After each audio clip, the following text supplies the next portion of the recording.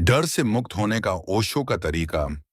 भय से स्वतंत्र होने की एक प्रेरक यात्रा कल्पना कीजिए कि एक व्यक्ति हर सुबह उठता है, लेकिन उसके मन में सबसे पहला विचार यह आता है, अगर आज कुछ बुरा हो गया तो। यही डर धीरे धीरे उसकी मुस्कान छीन लेता है। वह नए अवसरों से दूर भागने लगता है, अपने सपनों को छोटा कर देता है और जीवन को केवल सुरक्षित रखने की कोशिश में जीने लगता है। प्रश्न यह है कि क्या सचमुच डर से पूरी तरह मुक्त हुआ जा सकता है? ओशो के विचारों में डर कोई बाहरी दुश्मन नहीं है। उनके अनुसार डर मन की एक अवस्था है। जब मन भविष्य की कल्पनाओं में खो जाता है, तब भय पैदा होता है। जब मन वर्तमान में ठहरना सीखता है, तब डर की पकड़ ढीली होने लगती है। इसी विचार को समझने के लिए आइए एक कहानी सुनते हैं। एक छोटे से गांव में आरव नाम का एक युवक रहता था। बचपन से ही वह बहुत होशियार था, लेकिन उतना ही डरपोक भी। उसे असफल होने का डर था, लोगों की आलोचना का डर था, अकेले रहने का डर था, यहां तक कि अपने सपनों का पीछा करने से भी उसे डर लगता था। जब भी कोई नया अवसर आता, वह पीछे हट जाता। अगर नौकरी का इंटरव्यू होता तो सोचता, अगर मैं असफल हो गया तो लोग क्या कहेंगे।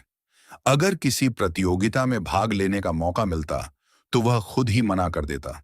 उसे लगता था कि कोशिश करने से बेहतर है कि पहले ही हार मान ली जाए।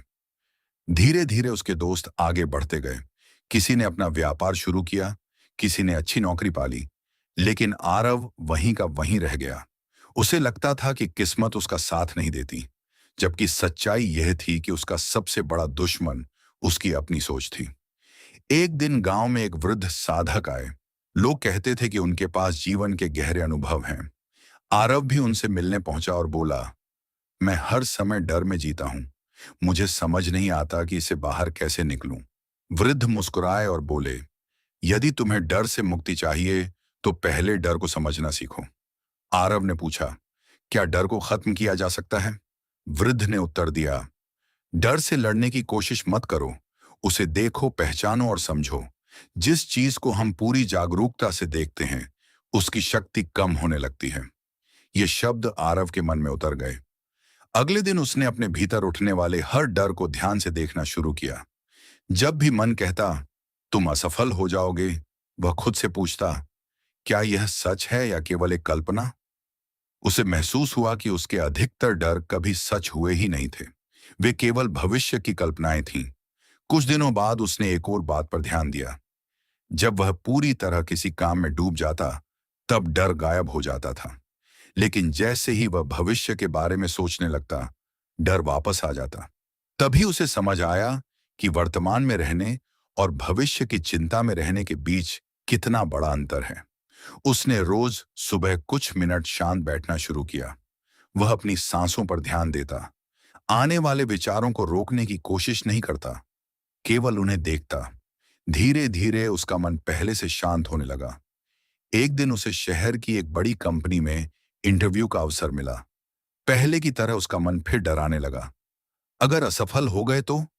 लेकिन इस बार उसने डर से भागने के बजाय उसे स्वीकार किया। उसने मन ही मन कहा, हाँ, डर मौजूद है, लेकिन मैं फिर भी आगे बढ़ूंगा। यही उसके जीवन का सबसे बड़ा मोड़ था। वह इंटरव्यू देने गया। शुरुआत में घबराहट हुई, लेकिन उसने खुद को वर्तमान में रखा। उसने पूरी ईमानदारी से अपने उत्तर दिए। कुछ दिनों बाद परिणाम आया। इस बार वह सफल नहीं हुआ। पुराना आरव होता तो शायद टूट जाता, लेकिन अब उसने मुस्कुराकर कहा, मैं असफल नहीं हुआ, मैंने अपने डर पर पहली जीत हासिल की है।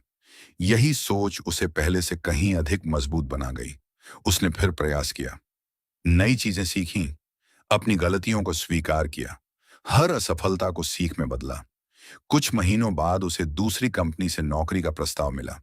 इस बार वह सफल हुआ, लेकिन उससे भी बड़ी सफलता यह थी कि अब वह डर के कारण अपने फैसले नहीं बदलता था। उसे समझ आ गया था कि साहस का अर्थ डर का गायब हो जाना नहीं है। साहस का अर्थ है डर के बावजूद सही दिशा में कदम बढ़ाना।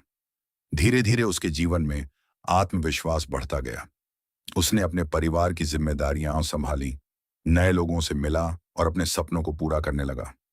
एक दिन वही युवक गांव के बच्चों से कह रहा था, डर से मत भागो, उसे देखो, समझो। जब तुम उसे समझ लोगे, तब वह तुम्हें नियंत्रित नहीं कर पाएगा। उसकी बात सुनकर सभी हैरान थे। जो युवक कभी छोटी सी बात से डर जाता था, वही आज दूसरों को साहस सिखा रहा था। इस कहानी का संदेश यही है कि भय का जन्म अक्सर हमारी कल्पनाओं से होता है। जब हम वर्तमान क्षण में जीना सीखते हैं, स्वयं को समझते हैं और अपने विचारों को बिना भागे देखते हैं, तब डर की पकड़ कमजोर होने लगती है। ओशो के विचारों का सार भी यही है कि जागरूकता, आत्मनिरीक्षण और वर्तमान में जीने की कला मनुष्य को भीतर से मजबूत बनाती है।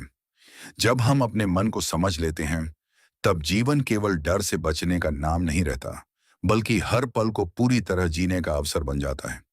इसलिए अगली बार जब आपके मन में कोई डर आए, तो उससे भागने की जगह एक क्षण रुकिए, अपनी सांसों को महसूस कीजिए, अपने मन से पूछिए, क्या यह वास्तविक है या केवल मेरी कल्पना? कई बार यही छोटा सा प्रश्न हमारे भीतर छिपे साहस का द्वार खोल देता है। याद रखिए, जीवन का सबसे बड़ा परिवर्तन तब शुरू होता है जब हम अपने डर को दुश्मन नहीं, बल्कि एक शिक्षक की तरह देखना सीख जाते हैं।